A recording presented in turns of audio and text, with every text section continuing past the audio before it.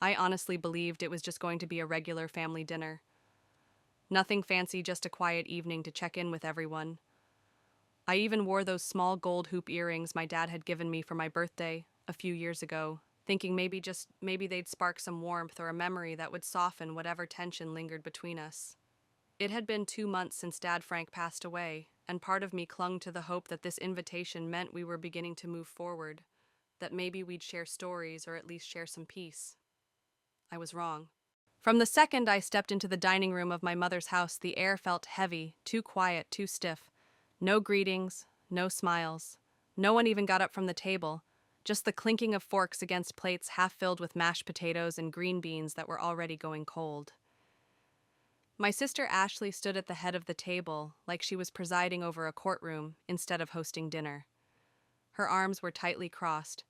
Her lips pursed, her eyes unreadable. My 12-year-old son Owen reached for my hand as we walked in, his grip tightening like he could sense the tension even before I did. I squeezed his hand back, gave him a small, reassuring smile I didn't feel, and tried to pretend everything was okay. But something deep inside me was already unraveling. Ashley didn't give it a minute. As soon as Owen and I settled into our seats, barely had time to glance at the plate in front of me. She picked up a piece of paper, folded cleanly in half, and said without any build-up, "We had a talk." Her voice was calm, flat. "We voted. You're out." I blinked at her, genuinely confused. "Out," I repeated with a laugh that sounded too light, too forced. Out of what I was trying to give her a chance to clarify, maybe joke, that it was some weird family game I'd forgotten about. But her face didn't change, not even a flicker. "We think it's best if you stop coming around," she said. The words hit me like a gut punch. My whole body went still. I looked around the table, hoping someone would speak up. My mom Maggie kept her eyes glued to her plate like the pattern on the china was suddenly fascinating. Uncle Hank shifted in his seat, looking like he wished he could disappear into the hardwood floor. I finally heard myself speak, barely a whisper. "You voted me out of the family." The words tasted strange, like they didn't belong to real life. Ashley nodded like she was ticking off an item on an agenda. "You made decisions behind everyone's back. You handled Dad's estate without telling us everything. You cut us out." I couldn't believe what I was hearing. "I didn't cut anyone out," I said, my voice cracking. "I did what he asked me to do. I was there every day. I sat with him, cleaned him, made sure he wasn't alone." Ashley crossed her arms even tighter. "You isolated him," she snapped. "You pushed us away." I turned to my mother, desperate. "Mom? Maggie? Is this what you want too?" She didn't even lift her head. Her voice was soft, detached. I don't want conflict." That stung worse than anything else. Not because it was loud or cruel, but because it was so empty, so easy. I stood slowly, fighting to keep my voice from shaking. "Okay," I said, grabbing my purse. Message received. I reached for Owen's hand, ready to take my son and walk out of that house forever. But then something completely unexpected happened. Owen let go of my hand. He stood up straight beside me, his little shoulders squared, his voice clear and calm. "Wait." It wasn't loud, but it silenced the entire room. Even Ashley turned eyes, narrowing. Owen reached into his backpack and pulled out something I didn't even know he had, a sealed envelope. He walked up to the table and slid it toward Ashley. "Grandpa gave this to me," he said. "Right before he passed. He said to give it to you when everyone was here." You could have heard a pin drop. I stared at the envelope, confused and a little shocked. I had no idea what it was or why Frank would have given it to Owen, but my heart was pounding in my ears, and I could tell somehow that it mattered. A lot. Ashley looked at it like it was about to explode. Maggie finally looked up, and Uncle Hank shifted again, uneasy. I was about to lean down and whisper to Owen that we should just go, that it wasn't worth it. But he turned to me and gave me a small nod, calm and steady, with this kind of quiet strength I hadn't seen before. It was like Frank had passed something on to him that no one else understood. That envelope, it wasn't just a letter. It was a truth bomb. And for Frank, it probably meant everything. I picked it up with trembling hands and slowly broke the seal. The moment I began to read, the room fell into complete silence. And by the time I finished, one of the people who had just voted me out started to cry.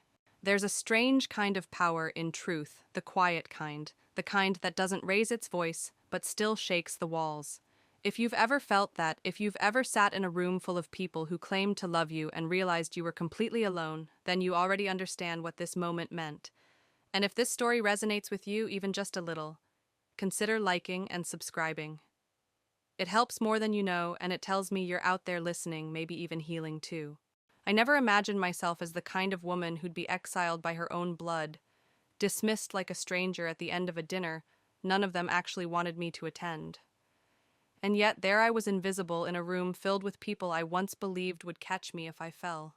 Not after what I had done for them. Not after what I did for him. My father, Franklin Carter. Frank to most, but always Dad to me. He wasn't a perfect man. He had his silences, his stubborn streaks, and a rough exterior like the weather-worn beams of the house he built with his own hands. But he was mine, my anchor in every storm. There was something about the way Dad moved through life, quiet but firm, that made people listen when he finally spoke. He could hold a room with nothing but a look. He tapped his coffee mug twice when he needed a refill, like some unspoken Morse code. He hummed when he fixed the door hinges in the garage, always the same old country tune. When I was 12 and sobbing over a collapsed science fair volcano, he stayed up all night with me, glue and paint-stained hands, rebuilding what I thought was irreparable. That was the man I knew. The man who caught my tears in calloused palms and never asked me to be stronger than I felt. He fell ill last fall. Pancreatic cancer. The kind of diagnosis that didn't knock it barged in, uninvited and unstoppable. In the early weeks, there were casseroles, flower deliveries, well-meaning texts. The family came in waves, Ashley with her client calls still buzzing through her Bluetooth Uncle Hank, limping in with his bad back, and my mother Maggie always lingering near the door like hospitals were haunted. But as the weeks turned into months, they faded like the sun behind the thick curtain of winter clouds. They had reasons, schedules, excuses, life. I stayed. I left work early. I bathed him when he was too weak to lift his arms. I memorized pill schedules and hounded doctors for answers. I documented every shift in his vitals, clinging to routines because they were the only thing I could control as his body failed him. And near the end, when he couldn't speak, when words turned to murmurs and murmurs to silence, he would look at me with an intensity that spoke louder than language. He didn't need to say the words, I heard them anyway, I trust you. And so I honored that trust. He asked me in a voice so faint, it felt like a whisper in the wind, to handle everything after he was gone. The accounts, the will, the house. Make it easy for them, he had said, exhaling that final hope like a prayer. No drama, no fights. So I did. I followed every instruction, every line he wrote, including the one that asked me to transfer his house into my name. The same house where his fingerprints still lingered on door frames, where his laughter once echoed from the garage. He didn't want it passed around like a bargaining chip. He didn't trust the others to keep it sacred. I didn't question it. I didn't ask why. I just did what he asked. And the moment the ink dried on the paperwork, the vultures began to circle. Ashley was the first to strike, her voice clipped and sharp on the phone. You didn't even tell us, she said, a tremor of betrayal underneath the anger. You went behind our backs. This affects all of us. I reminded her as calmly as I could that it had been Dad's wish. But that wasn't enough for her. You manipulated a dying man, she hissed. You had no right. That was the last thing she said to me before she vanished from my life like a gust of wind slamming a door shut. Until the text came 2 months after we buried him. Dinner at Mom's this Saturday, family only. I stared at the message like it was a trap, baited and obvious. I wanted nothing more than to delete it and go on pretending I didn't care. I was worn down from the silence, from the sideways glances in town, from pretending the fracture between us was temporary. But Owen, my 12-year-old, saw the message before I could hide it. Maybe they're finally done being mad, he said with this hopeful sparkle in his eyes that made my throat ache. Maybe they miss you. I didn't tell him what I really thought, that I was walking into a lion's den, that people don't suddenly forgive what they refuse to understand. Instead, I smiled and said, maybe. Owen is no ordinary 12-year-old. He's perceptive, the kind of kid who reads between the lines even when adults think they're speaking in code. Being raised by a single mother after his father walked out taught him that life doesn't hand you softness unless you carve it out yourself. He was close with Dad, closer than most grandkids ever get. I'd often find them in the garage, Owen listening intently, as Frank explained how to replace a fan belt, or why nails had to be driven in at a certain angle. That boy's got a backbone made of steel, Dad once told me. Don't let the world bend it. So when Owen asked if he could come to dinner with me, I didn't hesitate. Saturday came, dressed in clouded skies and a stiff breeze. I wore one of Dad's old flannel shirts over my dress, the fabric still carrying faint traces of sawdust and peppermint gum. Owen chose the button-down Grandpa had given him last birthday, crisp and slightly too big. We looked like we were dressing for memory, not dinner. In the car, as the familiar houses blurred past the windows, he asked, "What if they're still mad?" I kept my gaze on the road and answered softly, "Then we be kind, and we leave early." I should have followed my instincts. The moment we stepped into Maggie's house, the atmosphere strangled the breath out of me. It wasn't warmth that greeted us. It was the sterile cold of a room waiting for judgment. Fresh paint still clung to the walls outside, and the porch wind chimes danced in the breeze, but inside, something vital was missing. No hugs, no eye contact, no plates being passed with laughter. Just my mother at the sink polishing a glass that had been cleaned 10 minutes ago. Ashley stood near the head of the table like a lawyer preparing to make her final argument. Uncle Hank gave me a barely there nod, muttering a soft "hey kid," as if unsure he was even allowed to speak to me. Owen, ever intuitive, reached for my hand again. We sat. The table was already set. Plates filled untouched. No one asked if we were hungry. No one said welcome. This wasn't dinner. It was a tribunal. Ashley didn't wait long. As soon as we were seated, she picked up a folded piece of paper, cleared her throat, and said in a voice that had been practiced and polished, "We've had a family conversation. We took a vote. And we've decided it's best if you stop coming around." My heart stumbled. "Stop coming around?" I asked, as though saying it out loud might make it make sense. "To the house." Her reply was merciless to everything. "Family gatherings, holidays, the works. We need space. This family needs to heal, and your presence is making it worse." I looked around that table, the same one where we'd once played board games, passed turkey-shared stories, but now no one met my gaze. Hank stared at the tablecloth. My mother was suddenly very interested in adjusting the forks. "You're serious," I said, feeling my throat tighten. Ashley didn't blink. "You handled Dad's affairs behind our backs. You moved assets without discussing it. We found out about the house from the paperwork, not from you." My voice trembled, but I didn't let it crack. "He asked me to take care of it. I followed his instructions to the letter.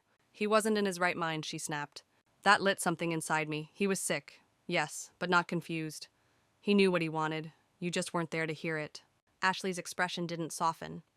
"Exactly. We weren't there, because you shut us out, and now you expect us to accept everything without question." My hands clenched beneath the table. I turned to my mother. "Mom." She didn't look at me. "I don't want conflict," she whispered. Something inside me, something tender and raw, gave way. "Then maybe I said you shouldn't be letting Ashley speak for everyone." Ashley's voice was sharp as broken glass. "I'm speaking for the people who are tired of being excluded." "I didn't exclude anyone," I said quietly. "You just didn't show up."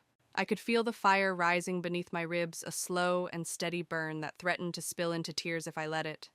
But I wouldn't not here, not in front of them. I wouldn't give Ashley the satisfaction, nor my mother who had watched me unravel and said nothing. So I gathered the frayed edges of my composure, stood with the sort of dignity that cracked quietly beneath the surface, and slipped the strap of my purse over my shoulder. "You got what you wanted," I said, my voice low but firm, the syllables clipped like frost-bitten branches. "You're rid of me. I hope it brings you peace." It wasn't a farewell. It was a surrender of something already taken. And then Owen, he tugged gently on my sleeve, and I turned, bracing for his sadness, for confusion. But when my eyes met his, what I found instead was something startling in its steadiness. His gaze was sharp, clear, anchored in something deeper than boyhood. There was no fear in him, only resolve. "Wait," he said with a clarity that sliced clean through the tense fog clinging to that room. The room stilled. Even Ashley's head jerked toward him, eyes narrowing. Owen stepped forward, the weight of the moment balanced effortlessly in his small hands. He slipped the zipper on his backpack and reached inside. Out came a white envelope, sealed and unassuming, yet humming with invisible tension. He walked to the table, barely tall enough to see across it, and laid it gently on the polished wood. His voice remained even, composed. "Grandpa gave this to me," he said, "before he died. He said to give it to you all. but only when everyone was here. A shiver passed through the air. The silence turned from cold to electric. I stared at the envelope blindsided. I had no idea he had been carrying it, no inkling that Frank had given our son this final message to bear. My heart began to pound a deep, resonant thud that seemed to echo in the room's newfound stillness. Ashley's lips curled slightly in suspicion. "What is that?" she asked, her voice brittle like cracked glass ready to splinter. Owen didn't flinch. "He told me not to give it to anyone until the whole family was together," he repeated, calm as ever. Still no one moved. No one dared breathe too loud. I stood frozen, uncertain whether I was still a participant or merely a witness to something far larger than myself. Owen, on the other hand, looked like he'd been rehearsing this moment every day since Frank's funeral. The envelope sat there heavy with meaning, a quiet threat to everything unspoken. Ashley eyed it warily, arms slowly dropping from their defiant fold as though even she recognized its gravity. "Is this a joke?" she asked. "Some guilt trip?" Owen held her gaze. "It's from Grandpa," he said plainly. "That's all I know, but he said it was important." And in his face I saw Frank, his steadiness, his patience, his deep, unwavering kind of strength. It was in the set of Owen's jaw, in the clear, deliberate way he stood his ground without ever raising his voice. This wasn't over. Not yet. The envelope remained in the center of the table like a storm eye, quiet, dense, inevitable. I reached out my fingertips, brushing its surface. The paper felt warm, like it had absorbed the tension that surrounded it. My hands weren't steady. I turned to Owen. "Where did you get this?" I asked, my voice softer, now touched by awe. He shrugged gently, the kind of sincere gesture only a child can offer without pretense. "Grandpa gave it to me the last time we were alone," he said. "He told me not to open it, just to give it to you when the family was all together." The words dropped like stones into a still lake. Even Ashley had gone quiet. Her face, once hard with certainty, now seemed to soften around the edges. The fight was slipping from her shoulders. My mother, Maggie, leaned slightly forward. Her brows furrowed, the cracks in her certainty beginning to show. Uncle Hank tilted in his chair just enough to glance at the envelope. His eyes settled on the handwriting, and I saw the moment recognition struck. "That's Frank's," he muttered, voice hoarse. Ashley cleared her throat, grasping at the last strings of control. "We don't even know what that is," she said. "It could be anything. A trick to make us feel bad." Owen looked at her, unflinching. "It's not a trick. It's from Grandpa. He said it was for all of you." My mother's voice emerged barely above a whisper. "He gave it to Owen." She sounded like she had just remembered something important and troubling. "He said it was for a time when everyone was angry," Owen added. "He said when it gets bad, they'll need to hear this." I opened the envelope slowly, the seal resisting before giving way. The paper inside was lined, the handwriting slightly shaky, but unmistakably Frank's. No legal headers, no official documents, just his words, raw, honest. My throat clenched before I even read the first line aloud. "If you're reading this, I'm gone." The room drew in its breath. "And if you're hearing this together, then things probably went sideways, just like I worried they might." The silence deepened, thick as wool. "I want to be clear about a few things. Jessica didn't take anything from me. She didn't steal from you. She honored me. She stood by me when no one else did, not for a week, not for a holiday, but every single day." I paused, swallowing the tears rising like salt water in my throat. Ashley stared hard at the wood grain in front of her. "When I couldn't eat, she fed me. When I couldn't walk, she lifted me. And when I was scared to die, she held my hand and told me I wouldn't be alone." I closed my eyes for a breath, steadying myself. "So if you're sitting here angry because the house isn't in your name, or because you weren't asked to sign something, then listen to me. That was my choice. I asked Jessica to handle my affairs because she was the only one who showed up when it mattered." Ashley flinched, the words hitting with a precision no argument could deflect. Hank's jaw tightened, his hands clasped under the table. "Some of you think you had a right to be involved. But rights come with responsibility, and showing up after everything's been handled doesn't make you part of the process." I felt the weight of that sentence as though it had been chiseled in stone. Jessica didn't push anyone away. She just didn't stop to beg you to care. "Ashley, don't twist this into a power play. You've always been good at that. But this wasn't about control. It was about trust. I trusted Jessica. Not because she's better than you, but because she stayed. When you didn't, she stayed." I didn't look up. I just kept reading. I hope this letter makes you uncomfortable. I hope it makes you think. Because if you're sitting here trying to exile the one person who carried this family through its worst hour, then you're doing more harm than you know. And if you still choose to shut her out, then you're not the family I hoped you'd be. That was the end. No signature, just silence. I folded the paper carefully and placed it on the table. My fingers brushed the edge before I drew them back. My body trembled with everything I didn't say aloud. Beside me, Owen breathed slow and steady as if he knew that what had just happened would echo for years. Across the table, Ashley's expression had shifted. She no longer looked like the woman who had demanded my exile with such certainty. The sharp edges in her eyes had dulled her expression, softened not by surrender but by revelation. She appeared like someone who had just realized they'd been living inside a story of their own making and now didn't know how to rewrite the ending. For the first time that night, my mother Maggie lifted her gaze and looked directly at me. Not past me, not around me, but at me as if suddenly recognizing something she had been trying hard not to see. And Uncle Hank, stoic, gentle Hank, was dabbing his eyes with a napkin, his shoulders hunched with the weight of everything he hadn't said. The room had changed, and the shift hadn't come from rage or pleading or some desperate declaration. It had come from a single letter inked in a dying man's hand, finally speaking aloud the truth none of them had dared to face.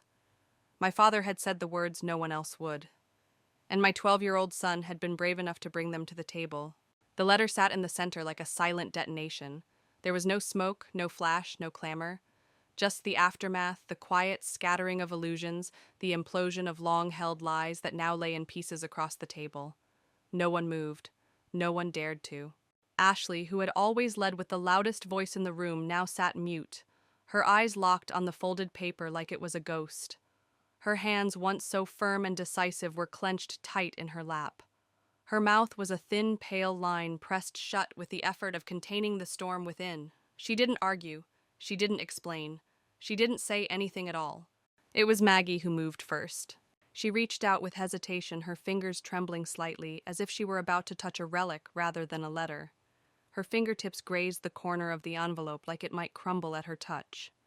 Her voice was no more than a breath. "He really wrote that for you." I nodded slowly. "Owen kept it safe," I said, my voice gentle. "Dad gave it to him on their last afternoon together." Maggie's shoulders sagged, a visible collapse of defenses. She whispered more to herself than to me. "He never told me." "Because he knew," I said, my voice soft, not cruel. "He knew you'd try to stop me or let Ashley do it for you." Hank cleared his throat, the sound thick and unsteady. "It sounds like Frank," he muttered. He never used more words than necessary, but when he spoke, he meant everyone. He rubbed the back of his neck with the edge of his sleeve, and for a moment he looked older than I'd ever seen him, worn by regret more than time. The truth had cut clean through the performance they had all upheld, and now there was no retreat from it. Owen sat perfectly still beside me, his small hands resting neatly in his lap, his wide eyes scanning the adults with quiet attentiveness. His face held a calm gravity, but there was something fierce flickering just behind it. In the span of a few minutes, he had grown older, shed some invisible layer of childhood. I knew in my bones this was a memory he would carry with him forever. Ashley finally lifted her head. Her eyes, once so full of fire, now glistened with something more fragile, uncertainty maybe, or shame. "You didn't think we'd show up," she said quietly. I met her gaze without flinching. "I knew you wouldn't," I replied, calm but unsparing. "That's why Dad asked me to take care of everything. He didn't want to leave it in hands that disappear when things get hard." She nodded slowly, blinking back tears. "You think I'm selfish?" "I think you were scared," I said. "Scared of watching him fade, scared of being powerless, scared of not being in control."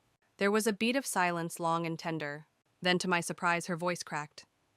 "I couldn't handle it," she whispered. "Watching him change like that, slip away little by little, it made me feel like I was failing him." The tears came, then sudden and unfiltered. Her shoulders began to shake, her face crumpling into her hands. There was no theatrics to it, no desperation, just the soft, aching release of someone who had held on too tightly for too long. For a moment, I didn't see the sharp woman at the head of the table. I saw my baby sister, the one who cried over her lost puppy, who used to sneak into my bed when thunderstorms rolled in. I said nothing. I let her cry. My mother reached across the table, her hand trembling slightly as she placed it over mine. The contact was hesitant, like touching a wound she didn't know how to heal. Her voice cracked. "I'm sorry, Jess," she said. "I didn't want to choose sides. I thought if I stayed quiet, we'd stay whole."